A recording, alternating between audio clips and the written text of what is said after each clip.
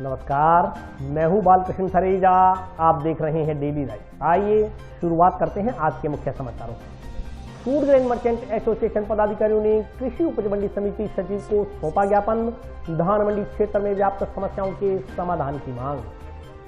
फसल खराबा की क्लेम बीमा राशि का भुगतान करवाने की मांग। अखिल भारतीय किसान सभा ने जिला कलेक्टर को सौंपा ज्ञापन। गोचर भूमि पर बनाए गए मकानों के पट्टे जारी नहीं करने की मांग। जिला गौशाला विकास समिति ने अतिरिक्त जिला कलेक्टर को सौंपा ज्ञापन। जंक्शन में आयोजित हुआ प्रदेश जलदायी कर्मचारी महासंघ का जिला अधिवेशन। जिला कलेक्टर की अध्यक्षता में आयोजित हुई केंद्रीय विद्यालय प्रबंधन समिति की बैठक। और अब समाचार विस्तार से। फूड ग्रेन मर्चेंट एसोसिएशन पदाधिकारियों ने टाउन धान मंडी क्षेत्र में व्याप्त समस्याओं के समाधान की मांग को लेकर कृषि उपज मंडी समिति सचिव को ज्ञापन सौंपा।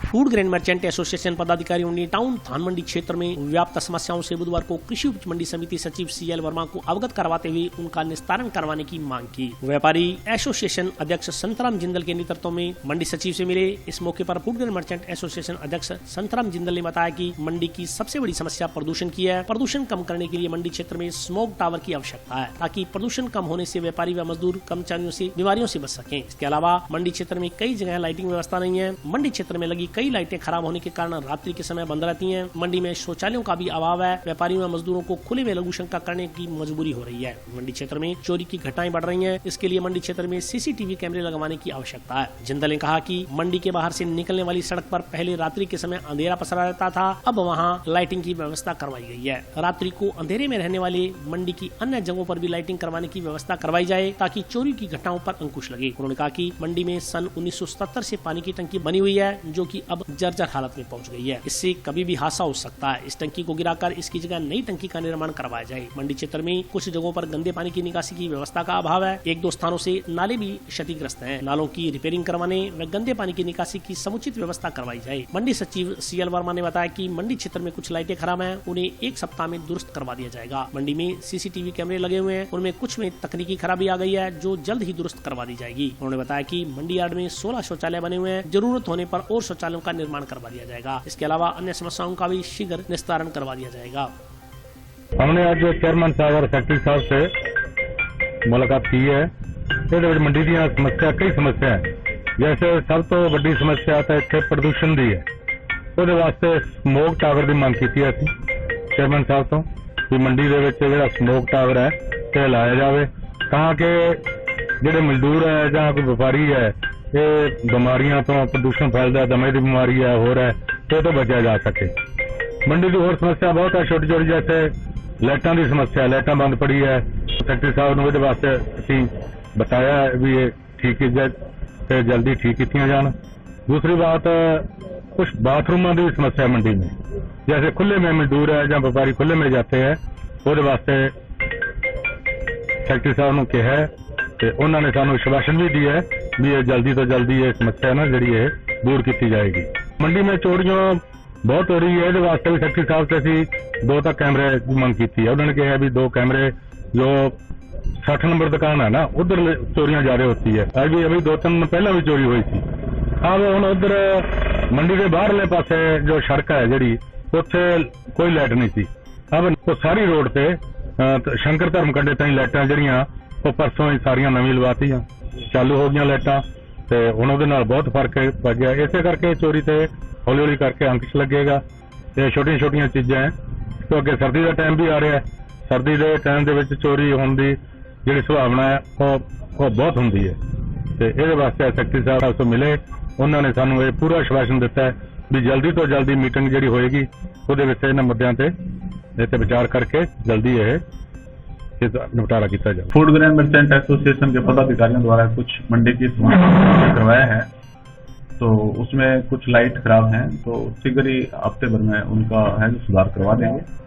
और इसके अलावा मंडी में कैमरे वगैरह लगे हुए हैं, उनमें भी कहीं कोई तकनीकी खामी है तो वो भी दुरुस्त कर दी जाएगी और बाकी सब ठीक चल रहा है। तो कैमरे लगे हैं पूरी मंडी में और इसके अलावा लाइटें नई लगाई हैं सारी मंडी में, तो रोशनी की और कैमरों की बढ़िया व्यवस्था है। और छोटी मोटी कुछ समस्याएं हैं उनको भी हफ्ते भर में हल कर लेंगे। अगले हफ्ते में संभावित हमारे मंडी समिति की बैठक है, इनकी सभी समस्याएं बैठक में रखेंगे। मंडी यार्ड में है जो 16 शौचालय है उसके अलावा यदि कहीं मंडी शौचालयों के अलावा कहीं बाहर जाते हैं तो दिखवा लेते हैं, कोई जरूरत होगी तो और बनवा देंगे। इसके लिए आगामी मंडी समिति में प्रस्ताव लेकर राज्य सरकार को भेजेंगे। खरीफ व रबी फसल खराबा की क्लेम बीमा राशि का भुगतान करवाने की मांग को लेकर अखिल भारतीय किसान सभा ने बुधवार को जिला कलेक्टर को ज्ञापन सौंपा। खरीफ व रबी फसल खराबा की क्लेम राशि का भुगतान करवाने की मांग को लेकर अखिल भारतीय किसान सभा के प्रतिनिधिमंडल ने बुधवार को जिला कलेक्टर से मुलाकात कर ज्ञापन सौंपा। इस मौके पर किसान सभा पदाधिकारियों ने बताया कि हनुमानगढ़ जिले की नौहर तहसील क्षेत्र के किसानों को खरीफ व रबी फसल खराबा की क्लेम बीमा राशि का भुगतान उनके बैंक खातों के माध्यम से प्राप्त होता रहा है, लेकिन पिछले 2-3 वर्षों से बड़े स्तर पर किसानों को बीमा की क्लेम राशि का भुगतान प्राप्त नहीं हुआ है। क्लेम राशि के लिए इलाके के किसान अपनी अपनी बैंक शाखाओं में चक्कर काट रहे हैं। बिना वजह ही किसानों को असुविधाओं का सामना करना पड़ रहा है। उन्होंने मांग की पंजाब नेशनल बैंक शाखा परलीका का रबी 2019-20 में पोर्टल मिसमैच में किसानों को क्लेम दिलवाया जाए, खरीफ 2019 में बकाया क्लेम राशि दिलवाई जाए, रबी 2018-19 के मेघाना में पोर्टल मिसमैच में वंचित किसानों को क्लेम दिलवाया जाए, रबी 2020-21 क्लेम राशि जल्द से जल्द किसानों के खातों में डाली जाए। ज्ञापन में कहा गया कि अगर इन सभी मांगों को शीघ्र अतिशीघ्र पूरा नहीं किया गया तो किसान लड़ाई लड़ने को मजबूर होगा। ज्ञापन देने वालों में मंगेश चौधरी, रघुवीर वर्मा, सुरेंद्र शर्मा, प्रताप सिंह, ताराचंद सियाग, रणवीर सिंह, रविंदर भारी सहित अन्य किसान मौजूद रहे। आज अखिल भारतीय किसान सभा का प्रतिनिधि मंडल बकाया फसल बीमा क्लेम की मांग को लेकर के जिला कलेक्टर महोदय से मिला था और जिला कलेक्टर महोदय ने आश्वस्त किया है कि हम जल्द से जल्द किसानों के खातों में बकाया फसल बीमा क्लेम डालेंगे, क्योंकि आपको पता है कि पिछले 17, 18, 19, 20 का कम से कम 300 करोड़ रुपए के आसपास और 2021 जो हाड़ी है जिसको रबी बोलते हैं, रबी का क्लेम कम से कम 400 करोड़ रुपए के आसपास जिले का बकाया है। बकाया फसल बीमा क्लेम को लेकर के कलेक्टर साहब से मिलकर के हमने मांग की है। अगर जल्द से जल्द किसानों के खातों में क्लेम नहीं आता है तो अखिल भारतीय किसान सभा की जिला कमेटी हनुमानगढ़ एक व्यापक आंदोलन शुरू करेगी, जिसकी संपूर्ण जिम्मेवारी प्रशासन की। कलेक्टर साहब ने कहा कि हम बाकायदा कृषि विभाग के और बीमा कंपनी के लोगों को बुलाकर के बातचीत करेंगे। तुरंत एक बीमा कंपनी, कृषि विभाग और किसान प्रतिनिधियों के बीच में एक संयुक्त बैठक करेंगे और संयुक्त बैठक करके किसानों के खातों में क्लेम डलवाया जाएगा। जंक्शन के कन्या महाविद्यालय में निर्माणाधीन भवन का आज जिला कलेक्टर ने औचक निरीक्षण किया। जिला मुख्यालय स्थित कन्या महाविद्यालय में विभिन्न विकास कार्यों हेतु विधायक के प्रयासों से 1 करोड़ रुपए की राशि स्वीकृत की गई थी। इस संदर्भ में जानकारी देते हुए सार्वजनिक निर्माण विभाग के अधीक्षण अभियंता अनिल अग्रवाल ने बताया कि इस राशि को महाविद्यालय में विभिन्न विकास कार्यों पर लगाया गया। उन्होंने बताया कि निर्माण कार्यों के लिए निविदाएं आमंत्रित की गई। बाद में ठेकेदार ने इसके लिए कार्य आरम्भ किया। ठेकेदार द्वारा भवन निर्माण कार्य को छत तक सम्पन्न कर लिया गया। इसी के अवलोकन के लिए आज जिला कलेक्टर द्वारा महाविद्यालय में बन रहे भवन का निरीक्षण किया गया। उन्होंने कहा कि ठेकेदारों को इसी वित्तीय वर्ष में उक्त कार्य को पूरा कर लेने के निर्देश जारी किए गए हैं। उन्होंने बताया कि इस बिल्डिंग की अन्य हिस्सों के निर्माण के लिए भी 5 करोड़ रुपए की वित्तीय स्वीकृति प्राप्त हो गई है। उसके लिए भी विभाग द्वारा निविदाएं आमंत्रित की जा रही हैं। निविदाओं के बाद कार्य को अति शीघ्र शुरू करवा दिया जाएगा। निरीक्षण के दौरान नगर परिषद के अधिशासी अभियंता सुभाष बंसल भी मौजूद रहे। हनुमानगढ़ में राजकीय कन्या महाविद्यालय के लिए माननीय विधायक हनुमानगढ़ और श्रीमान जिला कलेक्टर हनुमानगढ़ के विशेष प्रयासों से DFMT के तहत पूर्व में 1 करोड़ रुपए की स्वीकृति प्रदान की गई थी, जिसकी निविदा करके ठेकेदार ने कार्य प्रारंभ कर रखा है और लगभग छत के लेवल तक कार्य पूर्ण हो चुका है और इसी माह के अंदर इसकी छत लगने की संभावना है। उक्त कार्य इसी वित्तीय वर्ष में पूर्ण किया जाना अत्यंत संभावित है और आज इस कार्य का श्रीमान जिला कलेक्टर महोदय ने भी उच्च निरीक्षण किया है। उन्होंने कार्य की गुणवत्ता पर संतोष जताया है और कार्य की प्रगति बढ़ाने के निर्देश दिए हैं, जिसके अनुसार संवेदक को आगामी निर्देश दे दिए गए हैं कि इस कार्य को तुरंत जल्दी से जल्दी पूर्ण कराएं। इसके अतिरिक्त इस बिल्डिंग के शेष भाग के लिए भी 5 करोड़ रुपए की जो है वित्तीय स्वीकृति प्राप्त हो गई है और उसकी निविदाएं भी आमंत्रित कर ली गई हैं। निविदाएं वर्तमान में श्रीमान अतिरिक्त मुख्यमंत्री कार्यालय के अंदर स्वीकृति हेतु विचाराधीन है। शीघ्र इसके कार्यादेश जारी कर उक्त कार्य भी प्रारंभ करवा देंगे। कुल मिला के इसके ऊपर 6 करोड़ रुपए की स्वीकृति प्राप्त हुई है 2 टुकड़ों के अंदर। इसमें 1 करोड़ की पूर्व में जो स्वीकृति प्राप्त हुई थी उसका कार्य जारी है। इसमें 77 लाख रुपए का कार्यादेश संवेदक को जारी किया गया है और उसके अलावा जो बिजली का खर्चा होगा कुछ कोटा राशि वगैरह है उसके अंदर। और वर्तमान में जो दूसरी स्वीकृति है वो 5 करोड़ की प्राप्त हुई है, उसकी निविदा प्राप्त कर ली गई है। गोचर भूमि पर अतिक्रमण कर बनाए गए मकानों के पट्टे जारी करने के आदेशों पर रोक लगाने की मांग को लेकर जिला गौशाला विकास समिति ने राज्यपाल के नाम का एक ज्ञापन अतिरिक्त जिला कलेक्टर को सौंपा।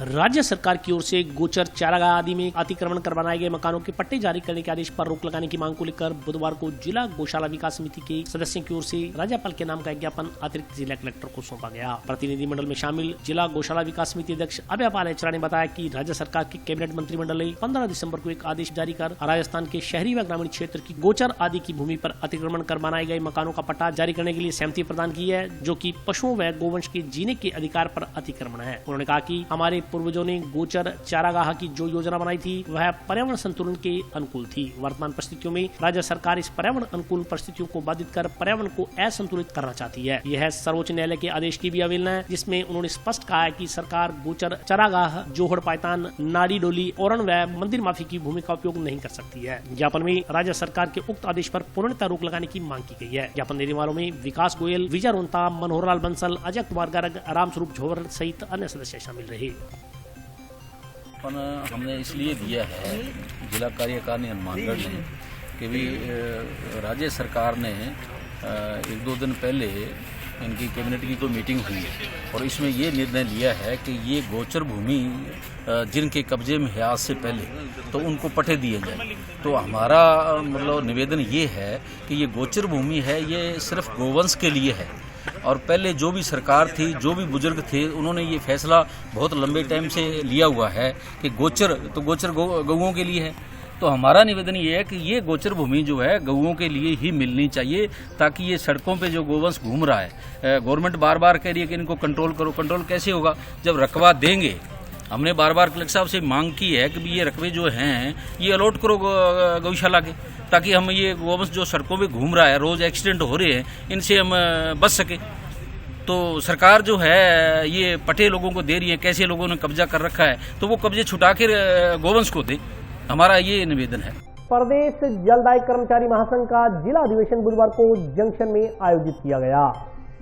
राजस्थान राज्य कर्मचारी एवं बेरोजगार मजदूर महासंघ जयपुर से संबंधित प्रदेश जलदाय कर्मचारी महासंघ हनुमान का जिला अधिवेशन बुधवार को आयोजित किया गया। जंक्शन स्थित जलदाय विभाग कार्य परिसर में आयोजित सम्मेलन में मजदूरों की ज्वलंत समस्याओं पर चर्चा की गई। अधिवेशन में शामिल हुए राजस्थान राज्य कर्मचारी एवं बेरोजगार मजदूर महासंघ प्रदेशाध्यक्ष ब्रजलाल आचार्य, कार्यकारी प्रदेशाध्यक्ष इंद्राज घोटिया, प्रदेश जलदाय कर्मचारी महासंघ प्रदेशाध्यक्ष रामलाल परिहार, कार्यकारी प्रदेशाध्यक्ष राम सिंह पुनिया, प्रदेश महामंत्री बाबूलाल यादव तथा संयुक्त महामंत्री संजय जैन ने कर्मचारियों को संबोधित किया। राजस्थान राज्य कर्मचारी एवं बेरोजगार मजदूर महासंघ सदस्यों ने अपने संबोधन में कहा कि मजदूरों की लंबे समय से ज्वलंत समस्याएं लंबित चली आ रही हैं। यह मांगे अभी भी सरकार और प्रशासन के पास विचाराधीन है, परंतु अभी तक सरकार की ओर से उन मांगों पर किसी प्रकार का निर्णय न करना यह बड़ी दुर्भाग्य की बात है। सरकार और प्रशासन की ओर से जानबूझकर कर्मचारियों को आंदोलन करने की ओर मजबूर किया जा रहा है। वक्ताओं ने कहा कि अभी मंगलवार को ही वित्त विभाग के कर्मचारियों की वेतन विसंगतियों को लेकर बनाई गई कमेटी के साथ महासंघ की वार्ता हुई। उस वार्ता में जो निर्णय होगा उसके पश्चात प्रदेश स्तर पर महासंघ को क्या करना है, इस बात का निर्णय परिपत्र के जरिए मजदूरों के समक्ष रखा गया। साथ ही मजदूरों से आग्रह किया गया कि यदि सरकार के खिलाफ आंदोलन करना पड़े तो कमजोरी के साथ नहीं बल्कि ताकत के साथ आंदोलन चलाया जाएगा। उन्होंने कहा कि सरकार को महासंघ की ओर से 20 सूत्री मांग पत्र सौंपा गया है। इसमें कई मांगे तो ऐसी हैं जो प्रशासनिक स्तर पर भी पूरी हो सकती हैं, वहीं कई मांगे ऐसी हैं जो राज्य सरकार के स्तर की हैं। वेतन विसंगति का मामला सरकार की ओर से निस्तारित करना है। उन्होंने बताया कि 30 अक्टूबर 2017 को तत्कालीन भाजपा सरकार की मुख्यमंत्री श्रीमती वसुंधरा राजे के निर्देश पर एक आदेश जारी किया गया था।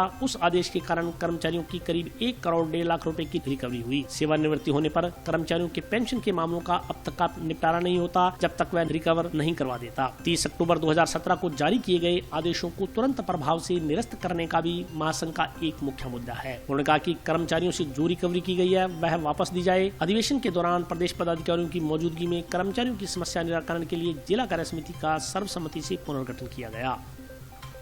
कोई यूनियन कहे मेरा क्या दोष, तो सरकार कहे मेरा क्या दोष।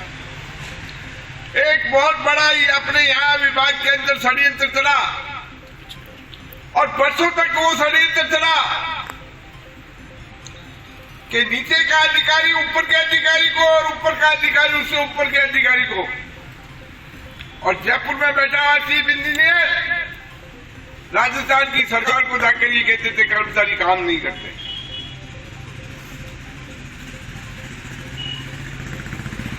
कर्मचारी काम करते नहीं है, पॉकेट की तनख्वाह ले रहे हैं। उस समय तत्कालीन हमारे सचिव हुआ करते थे पीएन भंडारी थी, उन्होंने मुझे ये बात कही कि यार आचार्य जी आप वर्कलोड की बात करते हो, आप फलाने की बात करते हो, आपका कर्मचारी तो काम ही नहीं करता है। कार्यक्रम राजस्थान राज्य कर्मचारी एवं बेरोजगार मजदूर महासंघ से संबंधित प्रदेश जलदायी कर्मचारी महासंघ का प्रथम अधिवेशन हमने रखा है। आज हमारे प्रदेश के पदाधिकारी पधारे हुए हैं और वो अपना यहाँ उद्घोषण दे रहे हैं। इसके अलावा हमारा यहाँ पर जिला कार्यकारिणी नई बनाने का प्रोग्राम, जो जिले की नई कार्यकारिणी बनाई जाएगी। इस उद्देश्य ये है कि हमारे मजदूरों में, हमारे कर्मचारी भाइयों में उत्साह भरना, जोश भरना, जो प्रदेश में जो जो योजना चल रही है, जो उनके बारे में उनका प्रचार प्रसार करना। और अभी वक्त ब्रेक का, हाजिर होता हूँ छोटे से ब्रेक के।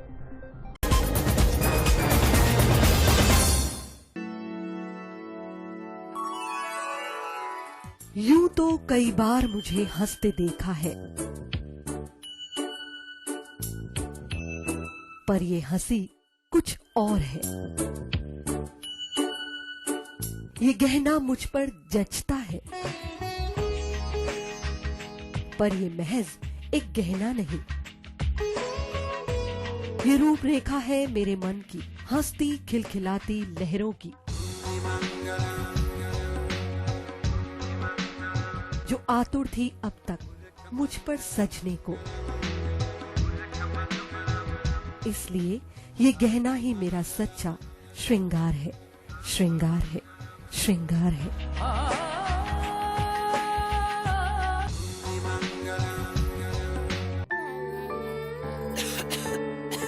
दीदी ये देखो,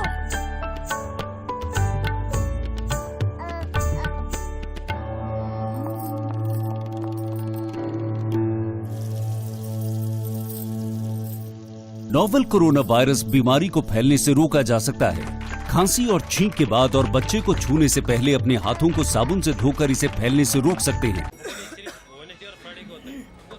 वो डॉक्टर साहब हैं? भाई साहब, खांसी और बुखार था, सोचा चेक करवा लूं।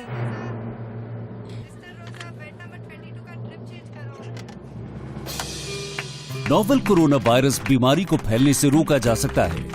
बुखार के साथ खांसी और छींक होने पर तुरंत नजदीकी हेल्थ क्लिनिक या केंद्र जाएं। ब्रेक के बाद स्वागत है। आइए नजर डालते हैं अगले समाचारों पर। सरकारी अस्पताल के समक्ष चल रहा बेमियादी धरना बुधवार को 27वें दिन में प्रवेश कर गया। बुधवार को टाउन के वार्ड नंबर 27 के नागरिकों ने धरने को अपना समर्थन दिया। चिकित्सा प्रशासन, चिकित्सा प्रशासन, चिकित्सा प्रशासन, पीएमओ, पीएमओ। राजकीय मेडिकल कॉलेज से संबद्ध बेस अस्पताल को टाउन में ही रखने की मांग को लेकर जिला अस्पताल बचाओ संघर्ष समिति की ओर से अस्पताल के समक्ष शुरू किया गया बेमियादी धरना बुधवार को 27वें दिन में जारी रहा। बुधवार को टाउन के वार्ड नंबर 27 के नागरिक धरने पर बैठे और राज्य सरकार, प्रशासन व जनप्रतिनिधियों के खिलाफ नारेबाजी की। धरने पर बैठे वार्ड 27 के नागरिकों का कहना था कि जिला अस्पताल जो टाउन क्षेत्र के लोगों के सहयोग से बना था, उसको ही मेडिकल कॉलेज का बेस हॉस्पिटल रखा जाए। टाउन क्षेत्र व आसपास के लोगों की यही मुख्य मांग है। अगर बेस अस्पताल को नवा बाईपास रोड पर बन रहे राजकीय मेडिकल कॉलेज के पास ले जाने का प्रयास किया गया तो आंदोलन तेज किया जाएगा। किसी भी हालत में बेस अस्पताल को टाउन से स्थानांतरित नहीं होने देंगे। उन्होंने कहा कि प्रशासन हठधर्मिता व मनमानी छोड़कर टाउन क्षेत्र के लोगों की भावनाओं को समझते हुए मेडिकल कॉलेज से संबद्ध बेस अस्पताल को टाउन में ही रखने में सहयोग करे। वार्ड 27 के नागरिकों को संघर्ष समिति के सदस्यों ने माला पहनाकर स्वागत करते हुए धरने पर बैठाया। ये संघर्ष हम सबका संघर्ष है, किसी एक दल का, किसी एक पार्टी का, किसी एक संगठन का नहीं। ये हम सबको मिलकर लड़ने का संघर्ष है और हम सबको अपनी एकता को बरकरार रखते हुए जब तक हम जीत नहीं पाते, जब तक हम इस संघर्ष में अपना मुकाम हासिल नहीं कर देंगे, तब तक संघर्ष समिति के कार्यक्रम जब भी आपको मौका मिले, जितना भी मौका मिले, अपना सहयोग दीजिएगा, क्योंकि कोई भी संघर्ष बिना सहयोग के, बिना साथ के नहीं जीता जा सकता। आज 27वां दिन धरने को और वार्ड नंबर 27 की तरफ से आज धरना है। और हॉस्पिटल का जो ये मुद्दा है ये काफ़ी दिनों से चल रहा है और प्रशासन से हमारी यही मांग है कि जो गवर्नमेंट हॉस्पिटल है यथावत यहीं रहना चाहिए और अगर प्रशासन नहीं मानता है, अपनी मनमानी करता है तो इसी प्रकार से ये धरना जो है लगातार चलता रहेगा। फिर चाहे हमें कुछ भी करना पड़े, चाहे जिस हिसाब से कल हमने रोष प्रकट किया था, आक्रोशिक रैली निकाली थी, उसी प्रकार से धरने और रैली यूं ही चलते रहेंगे। प्रशासन जब तक नहीं मानेगा अपनी हट धर्मिता को, जब तक वो मनमानी जो है नहीं मानेगा, तब तक ये धरना और यूं ही चलते रहेंगे। वार्ड नंबर 27 के लोगों के द्वारा आज हॉस्पिटल के अंदर बेस हॉस्पिटल मेडिकल कॉलेज का रखने के लिए आज धरना 27 नंबर वार्ड के लोगों के द्वारा लगाया गया है और हमारी माननीय विधायक व प्रशासन से मांग है कि हनुमानगढ़ का हॉस्पिटल जो हनुमानगढ़ टाउन की जनता के सहयोग के द्वारा बना हुआ है उसको मेडिकल कॉलेज का बेस हॉस्पिटल यही रखा जाए। यही टाउन के लोगों की और टाउन इस हॉस्पिटल से नजदीक आने वाले लोगों की मांग है। 200 यूनिट बिजली मुफ्त देने सहित अन्य मांगों को लेकर विद्युत निगम के समक्ष चल रहा आम आदमी पार्टी कार्यकर्ताओं का धरना बुधवार को 10वें दिन भी जारी रहा।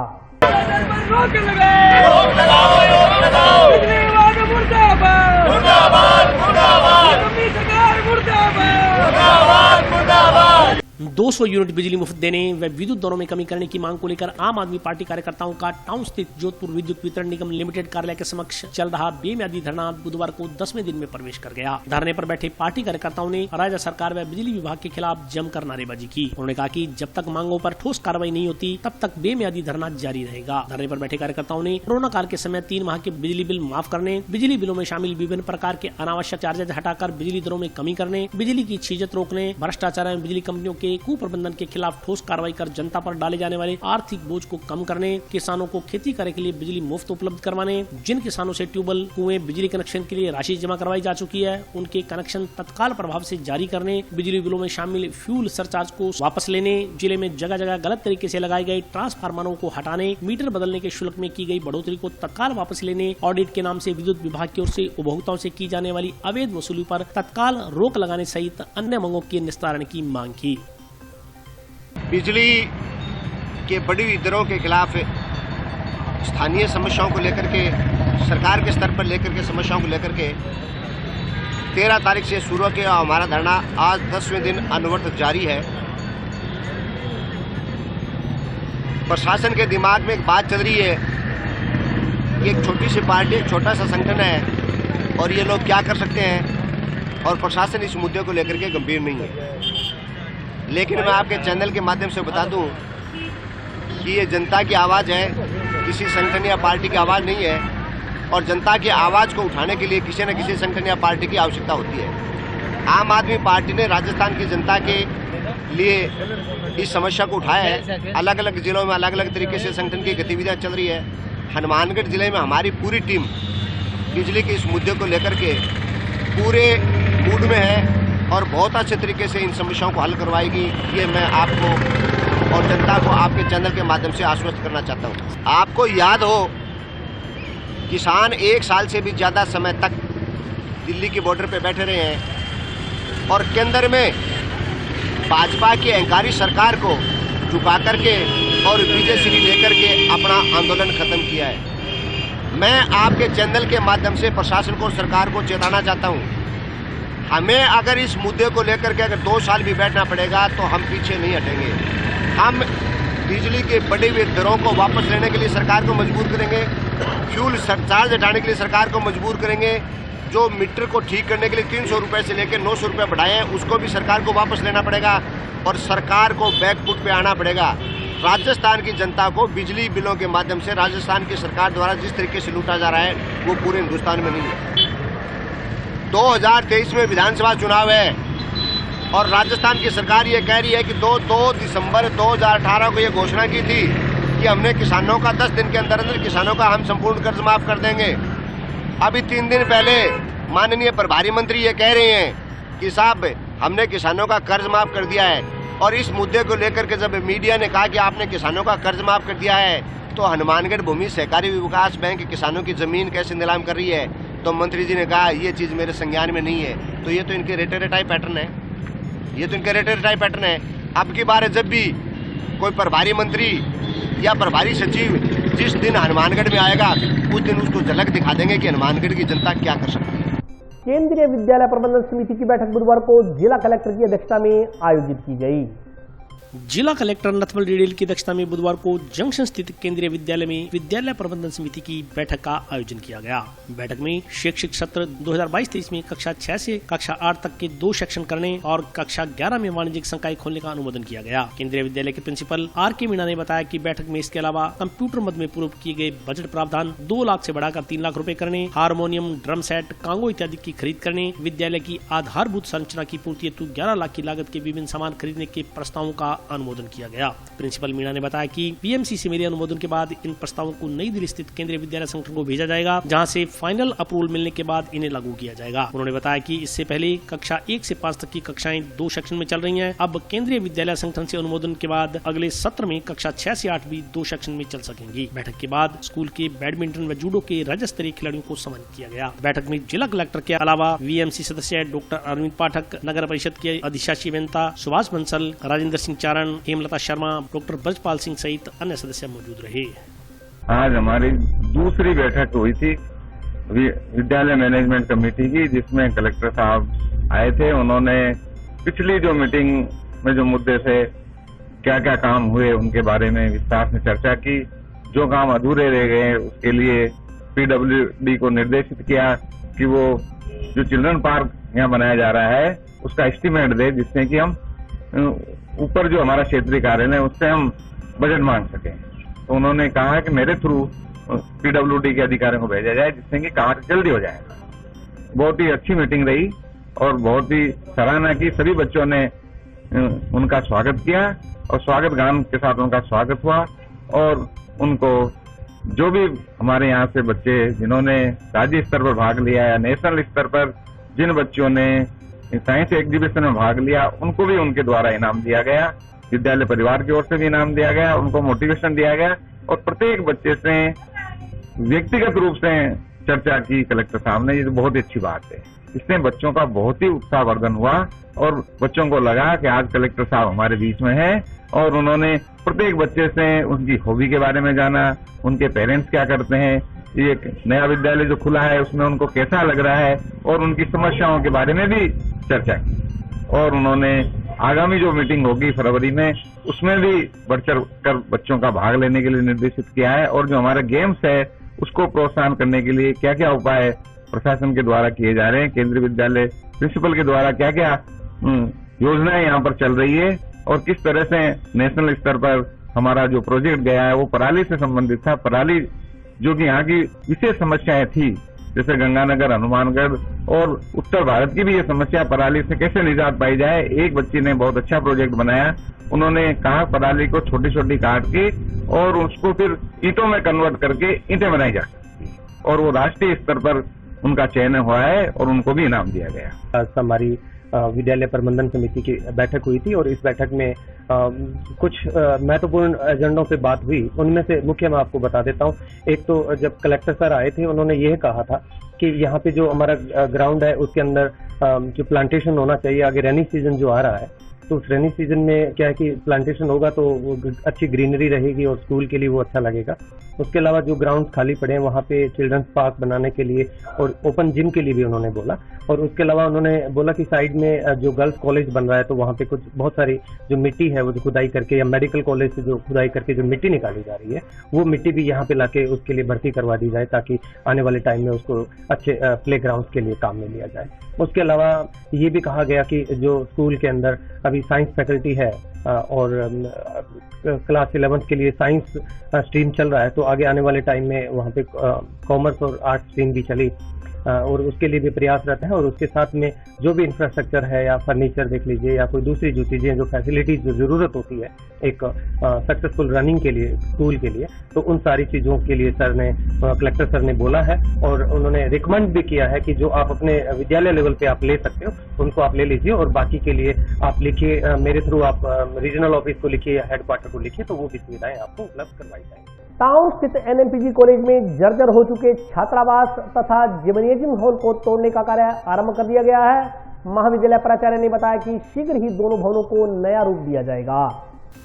टाउन स्थित राजकीय नेहरू मेमोरियल पीजी कॉलेज में जर्जर हो चुके हॉस्टल तथा जिम्नेजियम के जीर्णोद्धार का कार्य आरंभ हो गया। दोनों ही भवनों को गिराने की कार्रवाई चल रही है। इस संदर्भ में जानकारी देते हुए नेहरू मेमोरियल पीजी महाविद्यालय के प्राचार्य नरेंद्र सिंह भामू ने बताया कि दोनों भवनों को लेकर नवीनीकरण का कार्य आरंभ किया गया है। उन्होंने बताया कि परिसर में स्थित लगभग 50 वर्ष पुराना छात्रावास व 30 वर्ष पुराना जिम्नेजियम हॉल, जिसे पीडब्ल्यूडी विभाग द्वारा खंडर घोषित कर दिया गया था, उसे कॉलेज द्वारा निविदाएं आमंत्रित कर टेंडर जारी कर तोड़ने की कार्रवाई की जा रही है। उन्होंने बताया कि शहर के भामाशाहों द्वारा लगभग 50-55 वर्ष पूर्व महाविद्यालय में छात्रों के लिए छात्रावास बनवाया गया था, जो अब खंडर में परिवर्तित हो चुका है। उन्होंने कहा कि राज्य सरकार के सहयोग से इन दोनों भवनों का शीघ्र ही पुनर्निर्माण करवाया जाएगा। ये आप जिम्नेजियम जो देख रहे हैं, पुराना जिम्नेजियम को 30-32 साल पहले अधूरा पड़ा हुआ जिम्नेजियम है, जर्जर अवस्था में था। ये किसी दानदाता के द्वारा इसको शुरुआत तो कर दी गई थी, लेकिन ये डोर लेवल से ऊपर जा ही नहीं पाया। 30 साल पूर्व बना, इसकी कोई रख रखाव नहीं हुआ, तो ये जर्जर होकर के इसमें बच्चे खंडर के रूप में इसके अंदर चले जाते थे बच्चे, और हमारे अनुशासनहीनता बढ़ रही थी इससे। दूसरा, ये बिल्डिंग जो आप दूसरी देख रहे हैं, ये हॉस्टल वाली, ये पुराना हॉस्टल जो कि 2007 से बंद पड़ा है, और ये भी 50-52 साल पुरानी बिल्डिंग है, ये जो कि बहुत ही जर्जर अवस्था में हो चुकी है। तो इसका एक प्लानिंग बना करके पहले पीडब्ल्यूडी से पत्र लिखा गया कि इसके बारे में बताइए आप। पीडब्ल्यूडी ने इसको जर्जर घोषित कर दिया कि ये काम की नहीं है।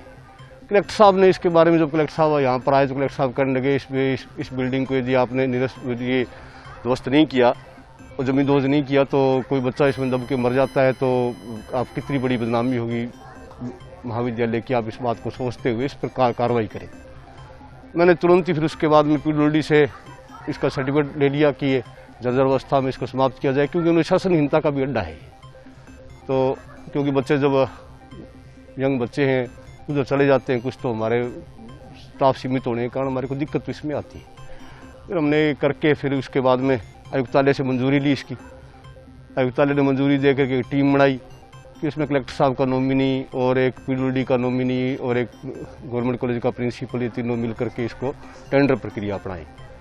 और फिर हमने जो है एक पारदर्शी तरीका ढूंढा इसका, क्योंकि ये जमींदोज करके इसका मलबा सहित उठाने की बात है। जमींदोज की मलबे सहित बेचान इसका किया जाना और इसको राजकोष में पैसा जमा कराना होता है इसको। तो इसमें मलबा सहित जो इसका बेचान की प्रक्रिया हमने सीलबंद निविदाएं आमंत्रित की समयबद्ध तरीके से, और उसके बाद में सीलबंद निविदाएं जब आई हमारे पास तो उसमें 4,12,000 रुपये में ये हमारा मलबा सहित उठाएंगे इसको, और इसको ज़मीन को हम प्लेन करके देंगे। तो 4,12,000 रुपये हमने राजकोष में जमा करवा दिए। इनको अभी हमने 45 दिन का समय दिया है। वर्क ऑर्डर अभी जारी हुए 5-7 दिन पहले हुआ है, तो इनको अभी तक 1 जनवरी माह तक इसको कंप्लीट करना है। और आज के लिए बस इतना ही। कल फिर हाजिर होता हूँ नए समाचारों के साथ, तब तक के लिए नमस्कार।